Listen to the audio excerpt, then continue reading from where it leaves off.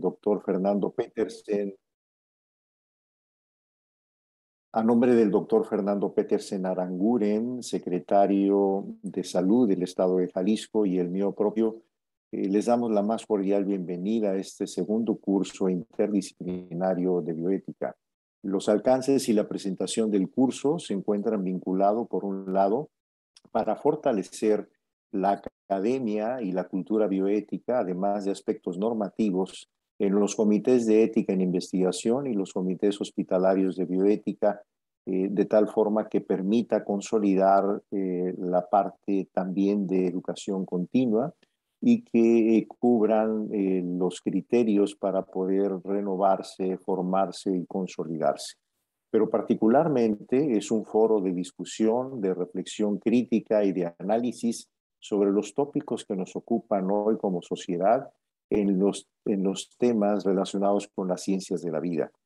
La presentación del curso involucra a líderes en estas temáticas que generosamente han contribuido, como en el año pasado, con sus temas en los cuales tienen una experiencia notable y que nos han apoyado para poder desarrollar este programa, que es todos los viernes 1 hora hasta el próximo viernes 1 del mes de diciembre.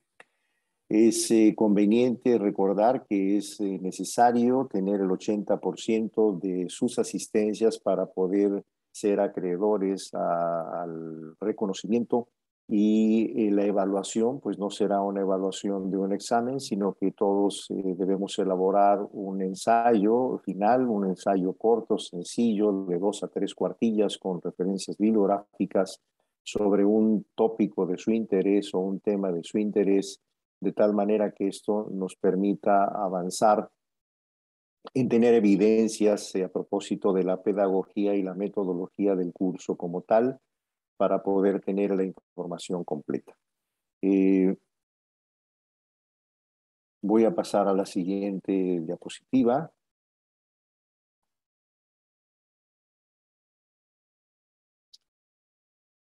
Lo que veremos el día de hoy forma parte del inicio de este curso, en donde se han considerado los temas más importantes en el aspecto formativo, en el aspecto fundacional de la ética, de la bioética, desde una perspectiva universal.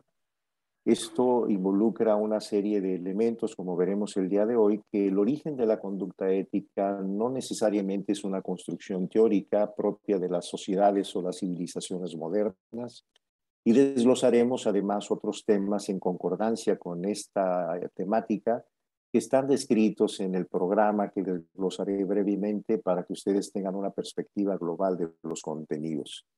El día de hoy su servidor estará tocando el tema sobre aspectos y orígenes de la conducta ética.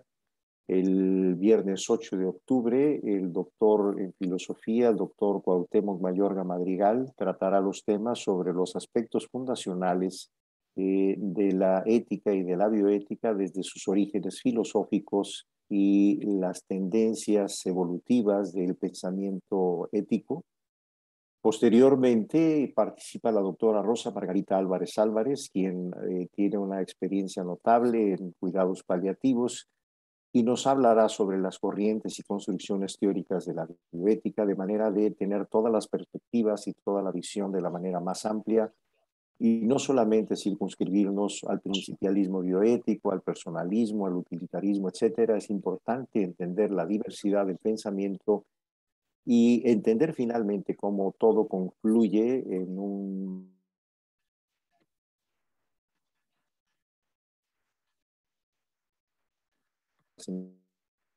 que hace dentro de la ética y la bioética, pues merece ser parte de las rutas críticas para la toma de decisiones. Por otra parte, se incorporará posteriormente la maestra Rocío Preciado González, quien nos hablará sobre la importancia que tiene en aspectos educativos, informativos y formativos en los diseños curriculares, y la relevancia a su vez que representa el que las nuevas generaciones tengan un aspecto de educación en estos tópicos. A su vez, La doctora Irene Córdoba Jiménez, doctora en Derecho y en Bioética, nos hablará sobre la bioética y la normatividad jurídica desde una perspectiva aplicada al bioderecho. Y por parte de la Comisión Nacional de Bioética, a quienes agradezco también la colaboración en estas tareas de educación continua, hará lo propio la maestra Arely Cerón Sánchez, quien nos disertará sobre los elementos normativos institucionales, sobre los compromisos de acuerdo a la Ley General de Salud que se tienen por parte de los comités de ética en investigación y los comités hospitalarios de bioética. Posteriormente, la doctora Gabriela Pineda Hernández, que coordina la conexión con los comités estatales de bioética y por sus estudios antropológicos y conocimiento en la bioética, nos hablará de la bioética en la relación intercultural. Hará lo propio el maestro Gustavo Lais Barragán, quien nos hablará de bioética y políticas públicas. Y posteriormente tendremos el tema de bioética e integridad científica que será presentado por el doctor, el profesor Horacio Rivera Ramírez, con una amplia experiencia en este tópico. Y cerraremos entonces con otros aspectos como el consentimiento informado por profesores que participan desde el curso anterior en esta actividad, como el profesor Samuel y Wingers, y cerraremos el curso. Con estos elementos, entonces, tienen ustedes una perspectiva global de los contenidos, de tal manera que procuraremos además estar compartiendo algunos vínculos, tópicos, ligas de información que pueden ser de interés para sus lecturas, en los cuales generosamente los autores han aportado información original y recomendaciones bibliográficas o lecturas que pueden ser de interés para todos ustedes. Hecha esta presentación, damos inicio a los temáticos que nos ocuparán el día de hoy. ¿Cuál es el inicio o el principio del comportamiento ético que se vincula a la neurobiología de las emociones morales complejas, pero también a los aspectos que hoy denominamos la cognición ética? Existe una serie de precedentes que comentaremos en los próximos minutos, en donde hablaremos de la emoción, la cognición, la constitución de las redes funcionales de la conducta ética. Evidentemente hay que hablar de las redes neuronales y cuáles son las implicaciones que esto representa para la bioética.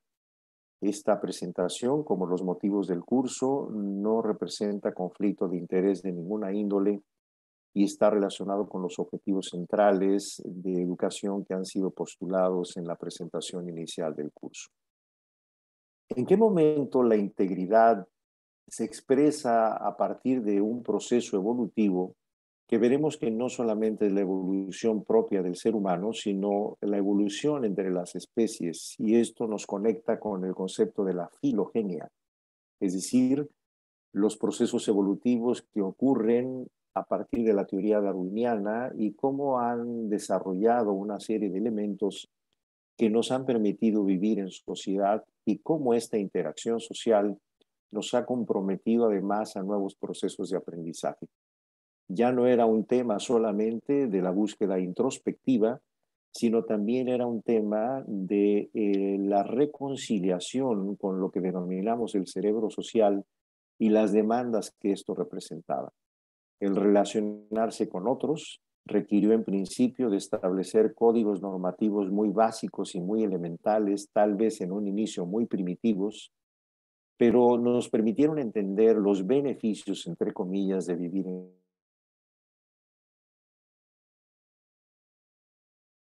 teníamos, nosotros aspirar a compartir el alimento, a organizarse para tener acceso a los beneficios de la interacción social, y esto aplicado en términos no solamente de la convivencia o la subsistencia básica, sino en términos de las formas más depuradas o más refinadas de organización social como las tenemos hoy en día.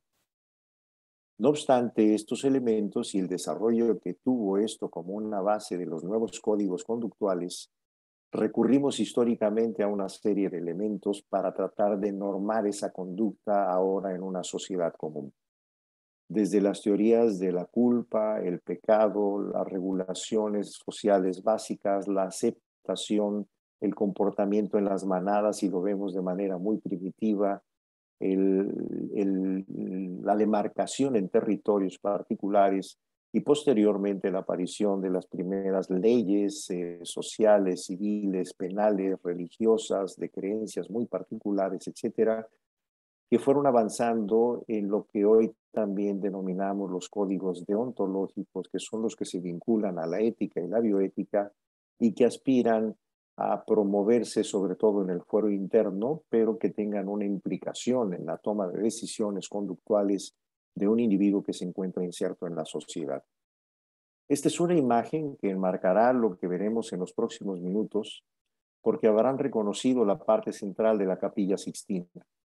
Para los críticos de arte, la creación del hombre está vinculada con la creación del intelecto, el Homo sapiens, los procesos conscientes, pero también en estas habilidades de interacción con el resto de los seres humanos.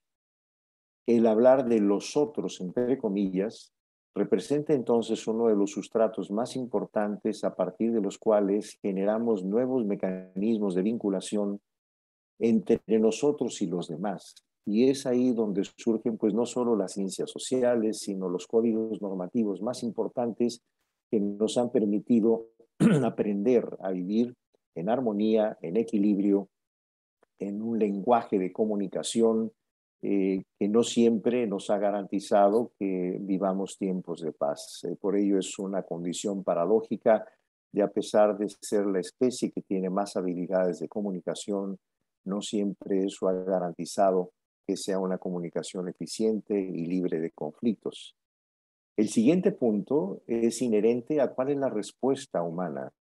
En esta imagen de la deidad, el humano no necesariamente hace contacto físico con el dedo de la divinidad, sino que es en donde entra el libre albedrío, la toma de decisiones, la autonomía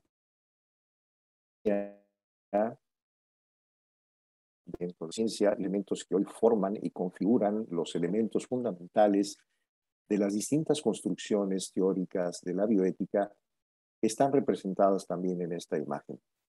De tal manera que esta interacción social en un concepto global de cierto precepto filosófico, de creencias, representa a su vez el libre albedrío.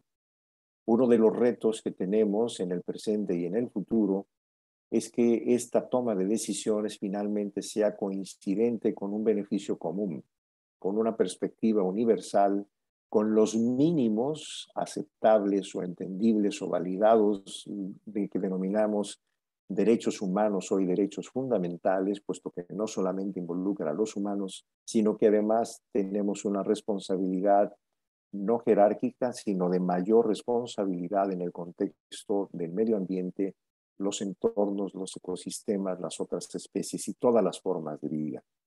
No hay que olvidar que las primeras propuestas formales de la bioética surgieron justamente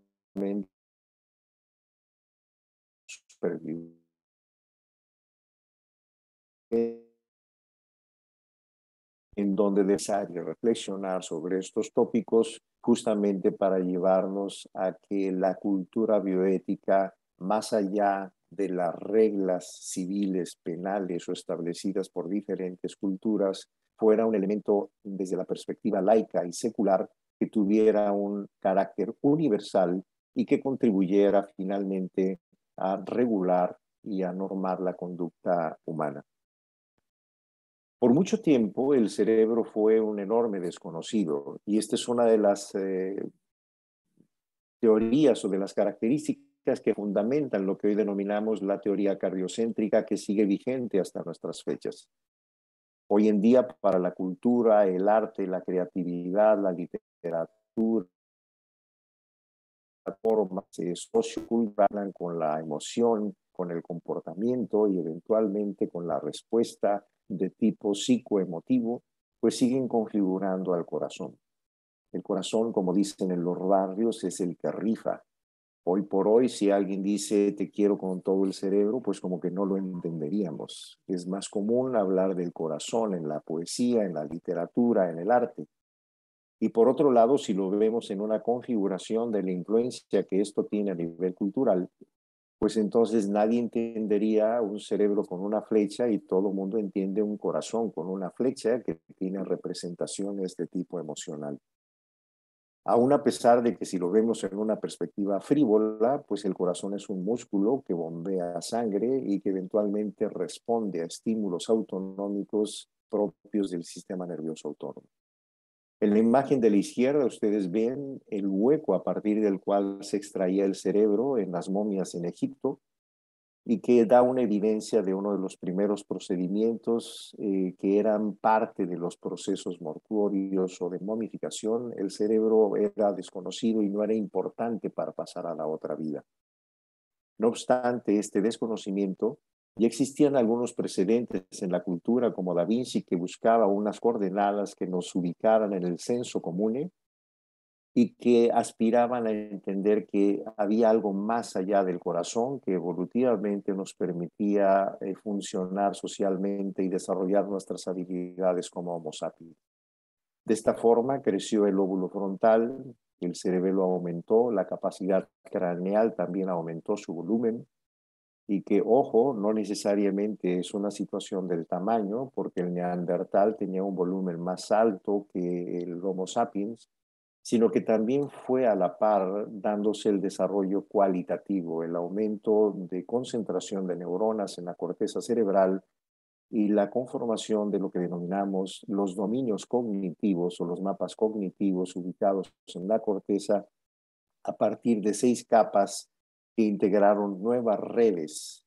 Fue el prototipo de las redes neuronales, de lo que hoy son las redes sociales, y estos dominios cognitivos pues son mucho más eficaces que todas las redes sociales que ustedes conocen hoy en día.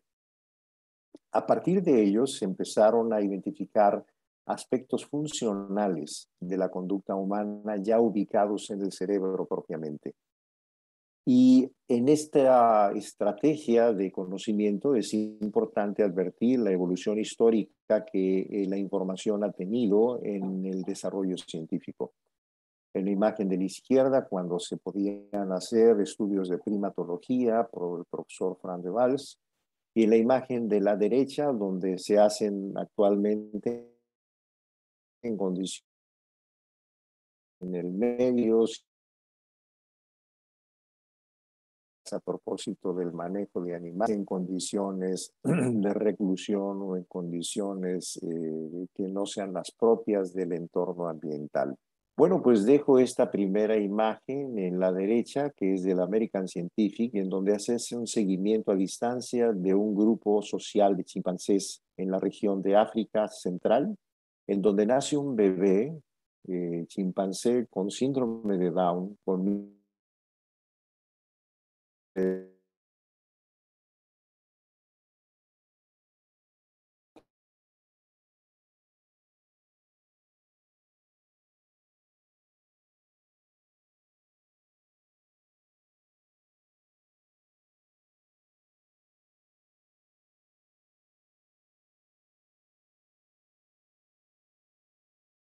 a los 2 años en que el bebé falleció por causas naturales.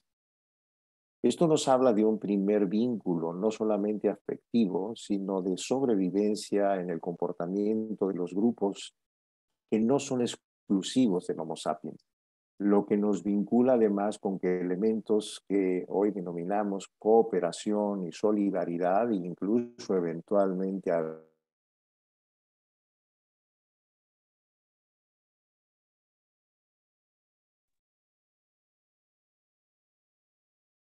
cuando piensa. De tal forma que hoy en día sabemos que la empatía y la sincronización cerebral es un factor determinante para normar o entender la conducta social, pero si lo abordamos ya desde la perspectiva de la ética y la bioética, pues como veremos resulta que esta empatía es un elemento fundamental para generar una conducta ética en las sociedades modernas. ¿Cómo podríamos entender un ejemplo aplicado para ello? Pues a la izquierda tienen el experimento del contagio del bostezo, que no es un contagio literalmente en términos infecciosos, pero que todos lo hemos vivido y experimentado. Un individuo inanimado empieza a bostezar y en los próximos minutos el primate también empieza a bostezar. Este bostezo se contagia y lo observamos mucho en nuestras aulas, en nuestros grupos, que entre paréntesis, si vemos que nuestro grupo en la actividad académica ya está bostezando, pues sabemos que debemos de terminar pronto la clase porque no nos están haciendo mucho caso. Este es un primer ejemplo en donde se transfiere elementos de sincronización entre los cerebros a partir de la interacción humana y que nos llevan básicamente a normar dos patrones de conducta.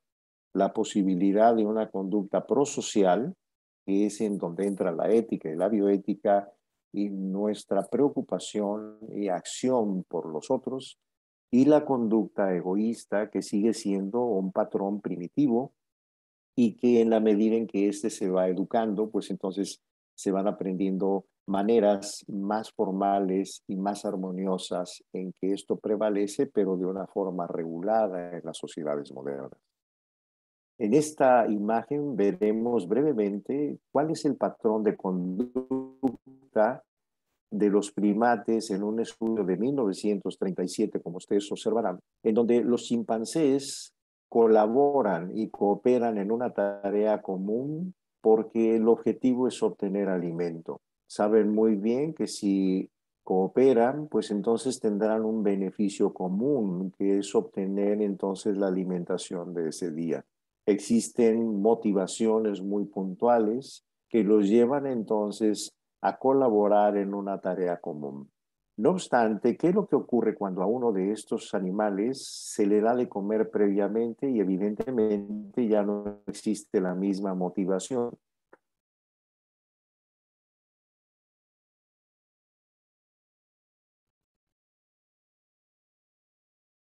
Uno de ellos entonces ya no tiene el mismo interés. Y es cuando empieza a haber una falla en los elementos de cooperación. Se parece a cuando nos dejaban tareas de grupo de niños y que alguien sí atendía y algunas otras personas no lo lograban. Esto puede ocurrir con diferentes especies, no es una situación privativa de los primates no humanos. Y en este ejemplo incluso podemos identificar cómo elementos morales complejos más profundos como la equidad y la justicia también tienen una conceptualización desde nuestros precedentes neurobiológicos más básicos. En este paradigma experimental, a los dos monos se les enseña una tarea y se les entrega un premio de recompensa, pero resulta que al de la derecha se le entrega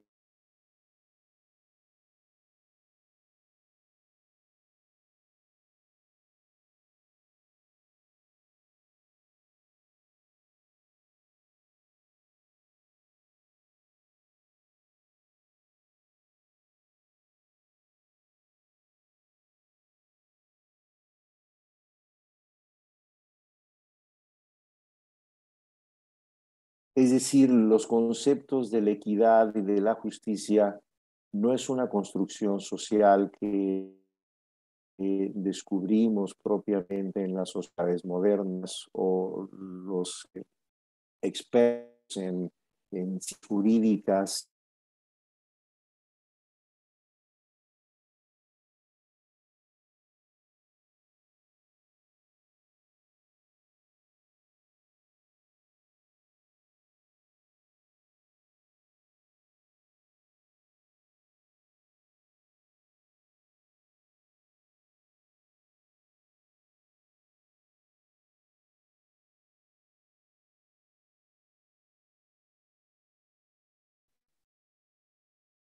Perdón, se perdió un momento la imagen, todavía estoy enlazado. Sí, doctor, lo escuchamos. La imagen se sigue identificando. No. Voy a reconectar, les ofrezco una disculpa, es una falla de la red de internet.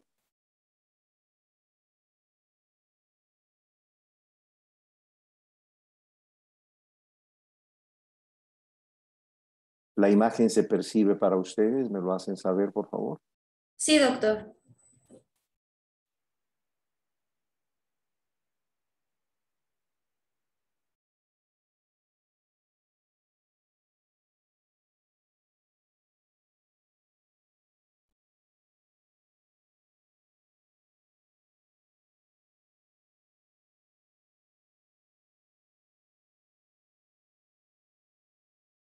¿Confirmado audio e imagen?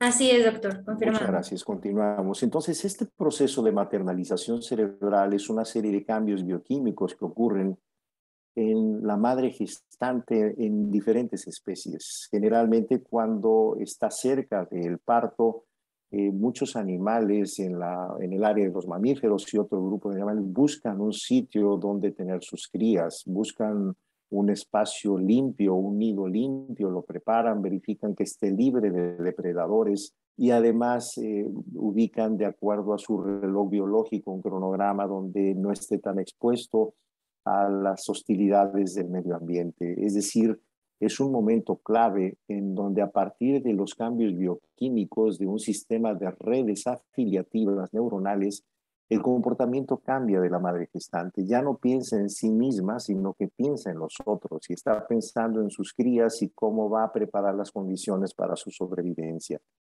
Este reconocimiento de los otros está determinando a su vez el cerebro social y que no solamente lleva implícita la capacidad de resolver problemas en términos de inteligencia, también es la capacidad de aprendizaje y como ahora sabemos en las sociedades contemporáneas, implica también desaprendizajes, particularmente de conductas primitivas que no solamente no han demostrado ser funcionales en la sociedad actual, sino que son el origen de muchas conductas erróneas o de discriminación o de violencia hacia nuestros congéneres.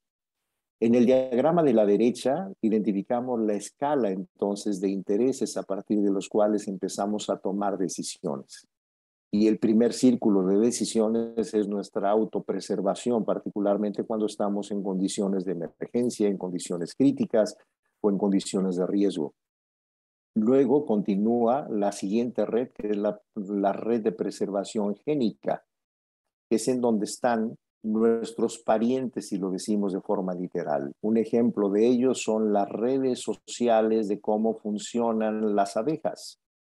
Las abejas derivan de genes comunes de la reina madre, prácticamente todas son parientes y por ello es un grupo social muy estructurado, muy organizado, que no tiene conflictos sociales importantes y como alguien pudiera decir desde la antropología, pues es un primer grupo del nepotismo, de cómo funciona, porque todos son parientes.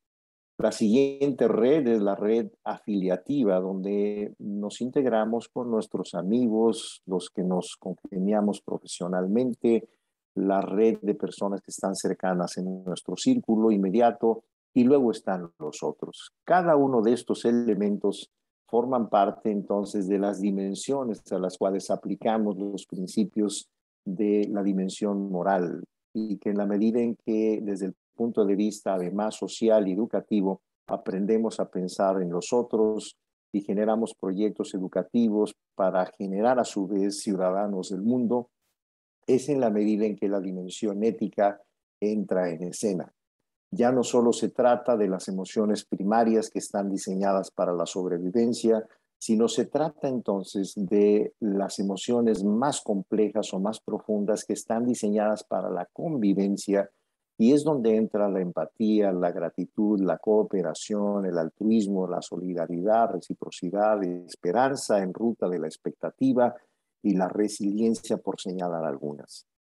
De esta forma podemos tener una visión más amplia de que la dimensión moral de la conducta desde el punto de vista social que empieza a dar una sustentación a los principios éticos y bioéticos es la que aprende a reconocer a los otros, aprende a reconocer la autonomía de los demás y esto lleva implícito el concepto de dignidad, que es una representación de un valor inherente a la propia condición del ser humano, de la persona, de los animales, de la sociedad en su conjunto o de todas las formas de vida que en todo caso es una solicitud, un recordatorio de respeto a su propia condición.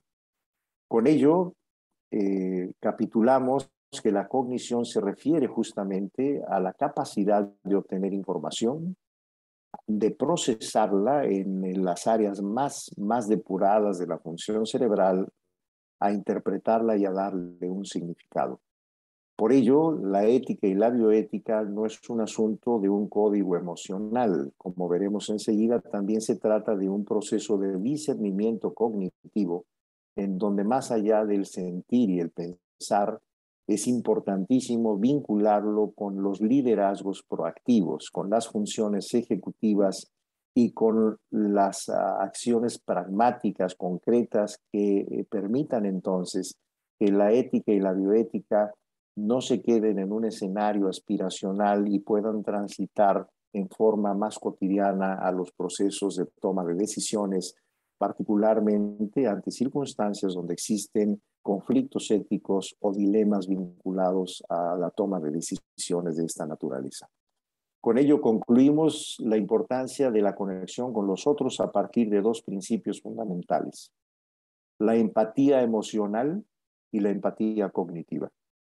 La empatía emocional se refiere a sentir qué está pasando con los otros, qué están sintiendo los otros, es ponerse, como decimos coloquialmente, en los zapatos de los otros. ¿Quién no ha llorado en el cine porque se identifica con el protagonista? ¿O quién no ha vivido alguna emoción a partir de la percepción que sentimos al ver el sufrimiento o al ver a una persona que está en una situación crítica? Esa es la empatía emocional. La empatía cognitiva involucra un discernimiento cognitivo a su vez para identificar, pensar y reflexionar por qué el otro está sintiendo lo que está sintiendo.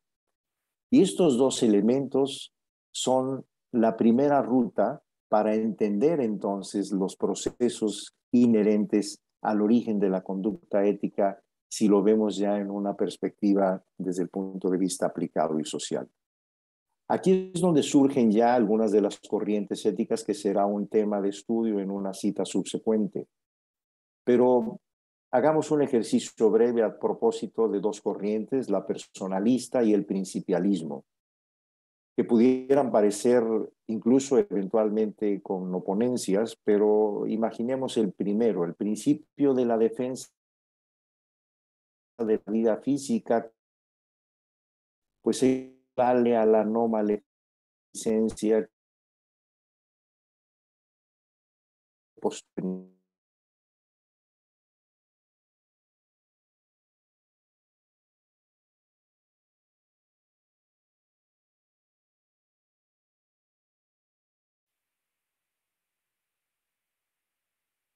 El principio de libertad y responsabilidad, por ejemplo, en el personalismo, pues representa la autonomía en el principialismo.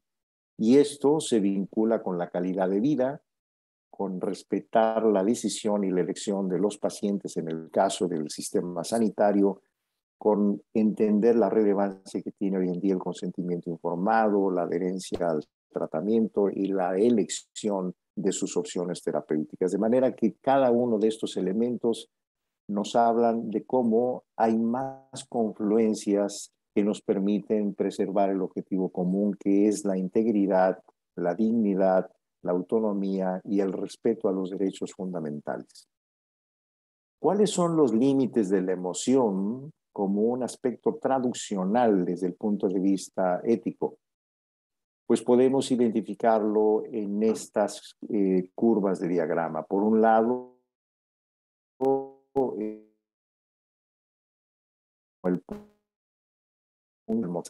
la transpiración que representa el trabajo, la operación que son los procesos y finalmente los resultados y evidencias objetivas.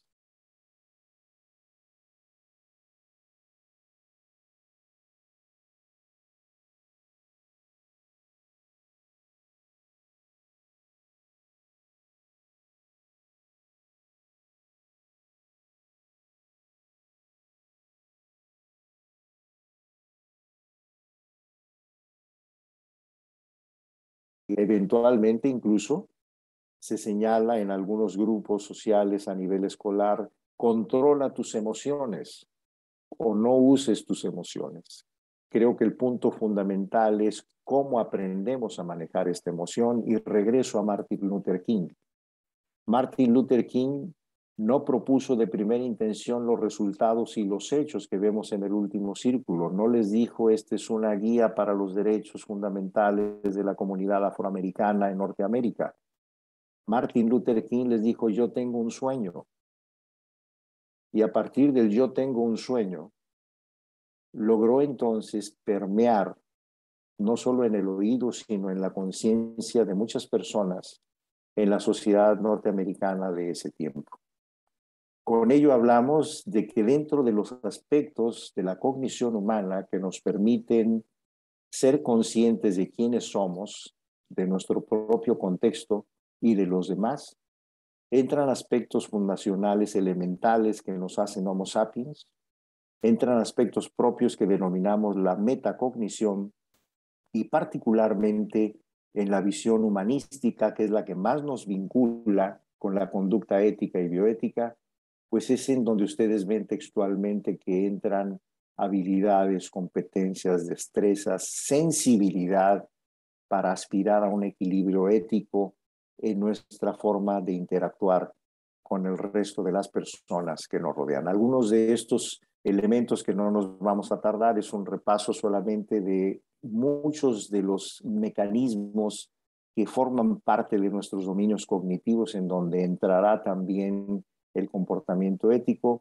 pues es, por ejemplo, la adaptación. Hagamos un ejemplo. Recuérdese, como lo había comentado la teoría darwiniana, que las especies que sobreviven no son las más fuertes, sino las que tienen la capacidad de adaptarse.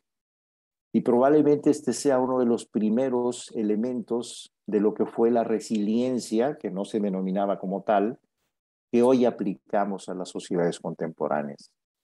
Esto significa que la adaptación y además salir fortalecidos de una experiencia crítica, imaginemos el contexto de la pandemia, pues forma parte de estos procesos evolutivos. La capacidad de predicción, de planear el futuro, la diversidad creativa, el generar tareas en grupo, redes creativas como tal, la competitividad, los indicadores de recompensa, los mapas cognitivos. Insisto, esta es una panorámica general, no vamos a desglosar cada uno de ellos. Las redes colaborativas,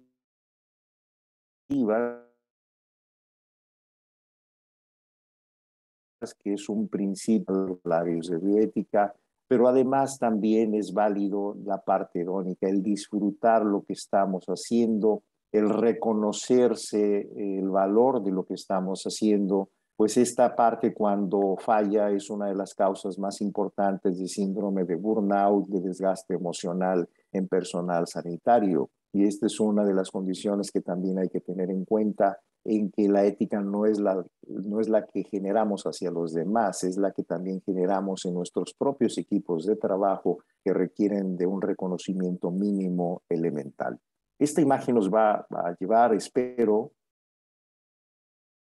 a una conclusión muy puntual, resonancia magnética funcional, en donde la doctora accedía a su laboratorio con su bebé y le hacen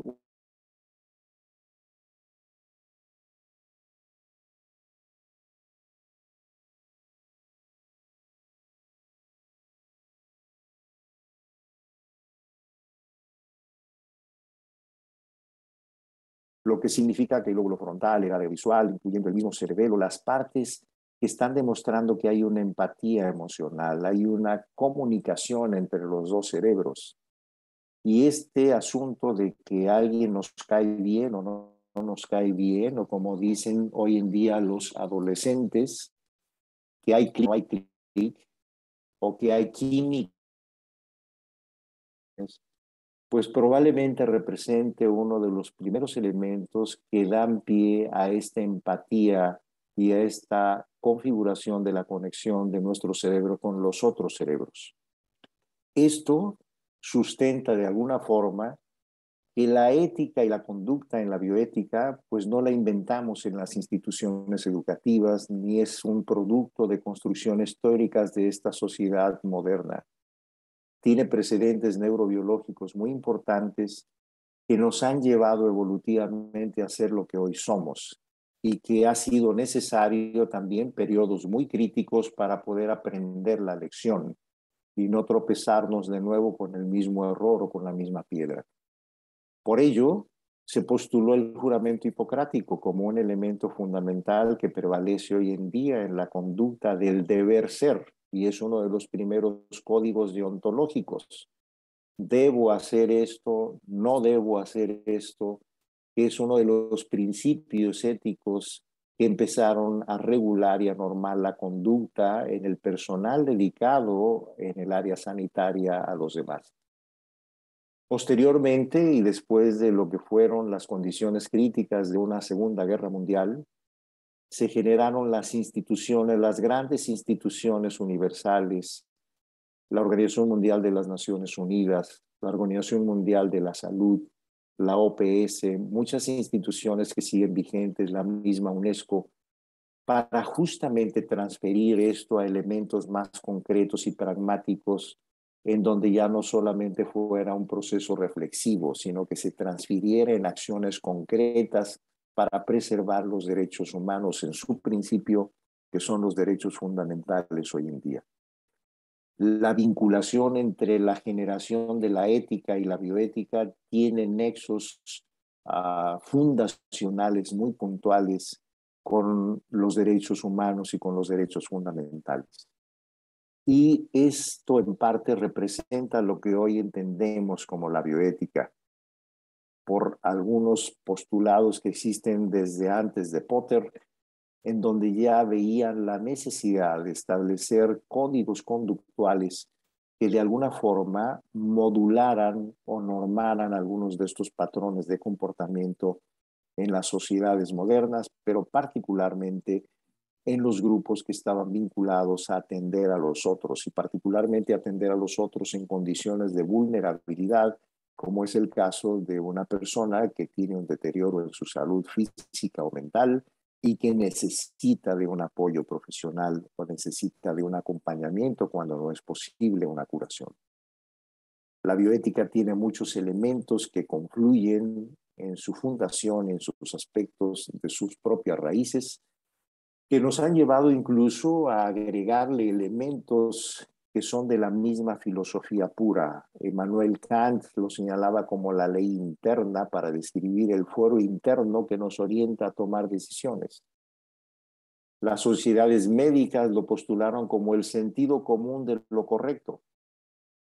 La moral entendida desde la visión filosófica, que analiza entonces los comportamientos, por ello se ha denominado su vínculo con la costumbre, literalmente, que confiere valores que la ética a su vez valida sobre la relevancia que estos tienen para ser aceptados socialmente en una sociedad. De tal manera que se vendrá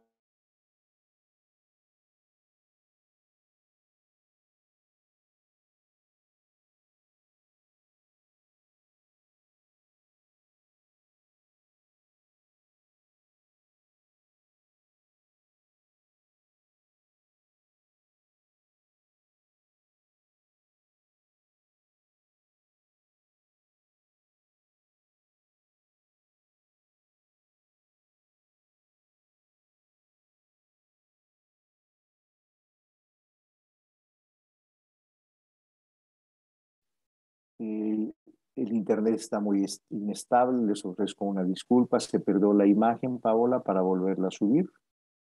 Sí, doctor. Muy bien, me integro de nuevo.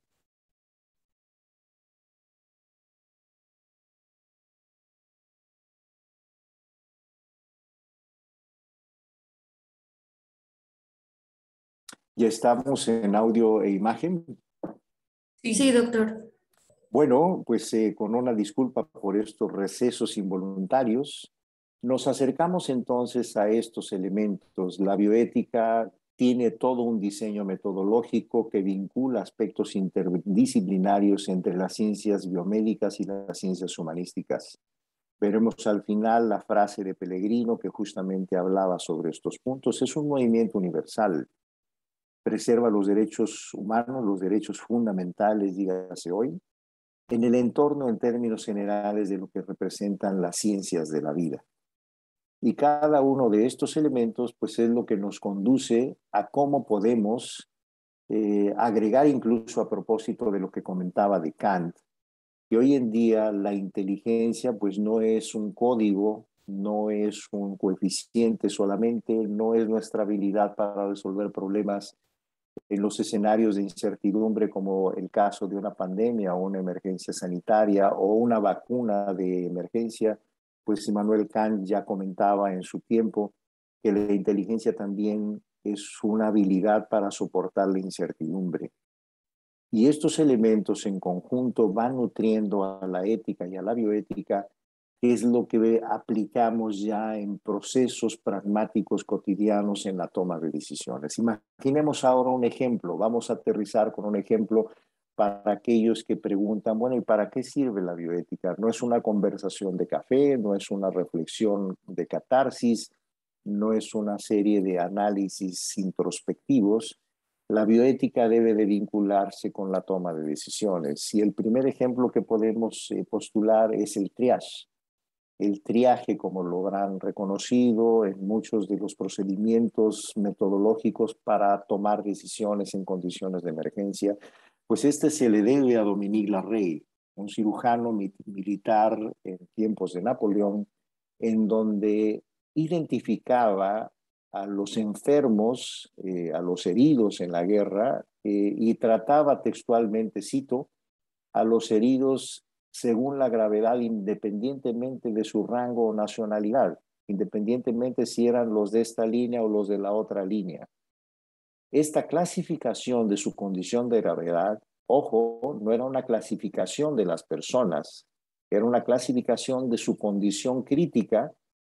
Fue uno de los primeros esquemas que permitieron tomar decisiones para indicar, bueno, pues este está muy grave, requiere atención inmediata, sus heridas son leves, puede esperar, sus heridas no tienen relevancia, no requiere de atención médica, y de esta manera surgieron entonces las primeras rutas críticas sustentadas en elementos objetivos para la toma de decisiones que además tenían una implicación ética en este proceso. A partir de ello han surgido una serie de propuestas que hoy en día en condiciones críticas, como el caso de la pandemia, hemos podido seguir aplicando. Y sitúo este contexto en el caso de COVID-19, en donde todo mundo aprendimos los nuevos elementos de la epidemiología, incidencias, prevalencias, letalidad, mortalidad, las curvas del COVID, la primera ola, la segunda ola, la tercera, la cuarta que no se sabe cuándo va a aparecer, etcétera. Pero también era nuestra responsabilidad plantear a la sociedad que no todo eran curvas biológicas, que también había las curvas de lo que eran procesos infecciosos no COVID que requerían seguirse atendiendo. La curva de las enfermedades crónico-degenerativas que se disminuyó su atención también por las condiciones del aislamiento. La curva del impacto entre los recursos y la necesidad de estos recursos, el impacto social, económico, cultural, educativo, que todavía lo estamos viviendo a este momento. Y finalmente, y no por menor importancia, la curva que afectó al personal sanitario. Es decir, la mortalidad en personal sanitario, los síndromes de burnout y de desgaste emocional,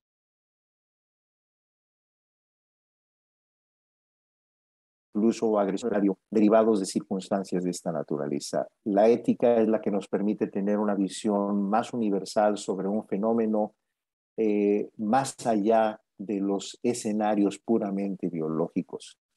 Con ello, podemos ir cerrando los puntos elementales de las conclusiones, señalando que la bioética tiene un precedente filogenético que hay sustratos biológicos conductuales de tipo prosociales de etapas muy previas, que se plásticamente junto con lo epigenético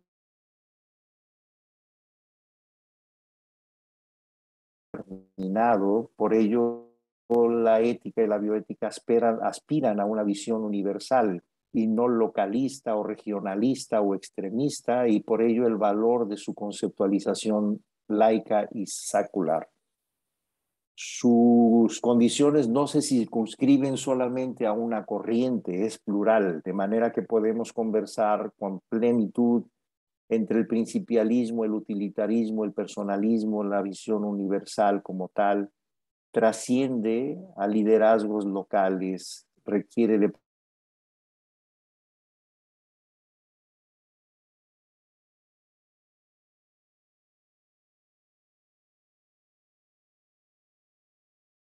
bien existen filiaciones que se vinculan con una conceptualización universal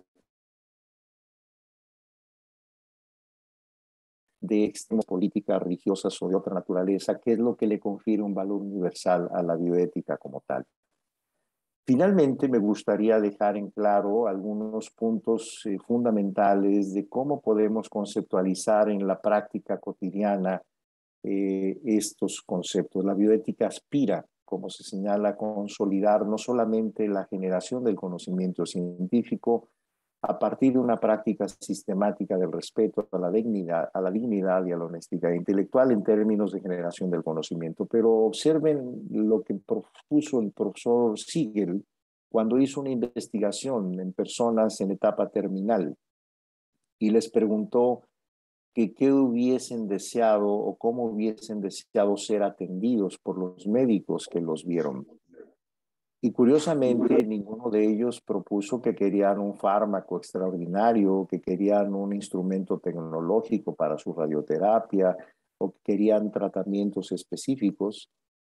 Pedían cosas muy elementales, que golpeen a la puerta cuando entran, que se despidan, que nos saluden, que nos hablen a los ojos. Y esto hablaba entonces de una solicitud de respeto, de manera que en las temporadas donde la relación médico-paciente se ve amenazada a convertirse en una relación contractual, es importante que la ética y la bioética nos siga vinculando con la parte humana de esta interacción.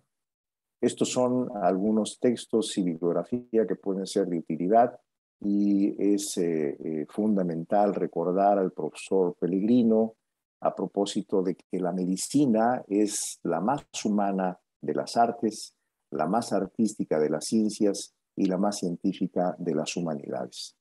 Tomaré un espacio para informar dos puntos. En el chat aparece una liga de Google a partir de la cual pueden ustedes ya llenarla y es la forma de confirmar su asistencia para que por favor consulten en el chat. Y por otra parte, si hay alguna pregunta o comentario que ustedes deseen hacer, que lo hagan a través del chat para hacer el cierre de la sesión, agradeciéndoles el favor de su atención y el apoyo técnico, a pesar de las vicisitudes de la red inestable que hoy tuvimos de Internet. Sí, con gusto se puede enviar la presentación para compartirla con ustedes junto con algunos referentes bibliográficos para que estén atentos a su correo, por favor, de las notificaciones que podamos tener.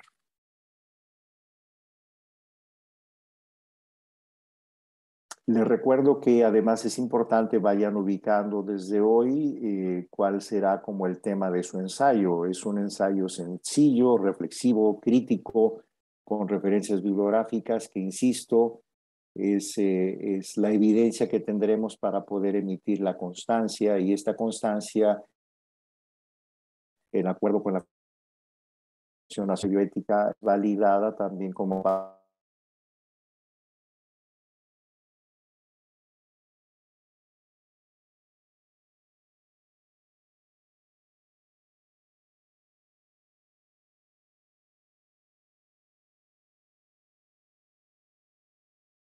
mi gratitud por su atención y por estar con nosotros en esta mañana. Y estaremos, les recuerdo, la próxima sesión es de 8 a 9 puntual. Aquellos grupos que se han integrado, que son de una sola persona, pero que están en grupos, les recuerdo que por favor envíen en una hoja firmada con los asistentes para llevar el control del registro para sus constancias al final del curso. Eventualmente algunos es el registro para una persona, pero es en grupo en algunos hospitales que así se hicieron por la capacidad también de la plataforma. Recuerden enviar entonces, insisto, al correo la lista de asistencia firmada de quienes participaron en la sesión para su control. Reviso todavía si llegó algún último punto de chat.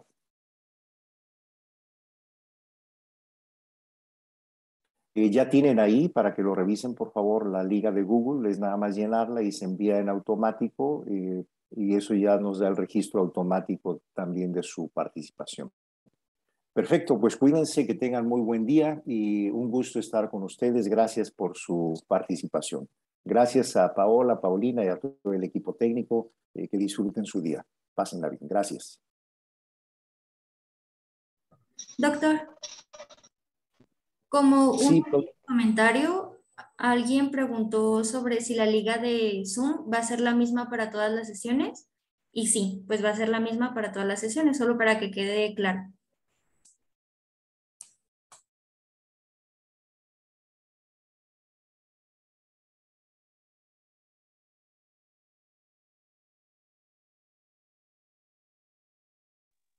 Muchas gracias.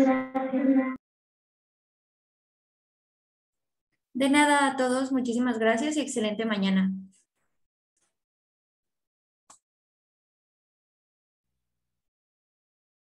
Gracias, buen día para todos. Buen mes.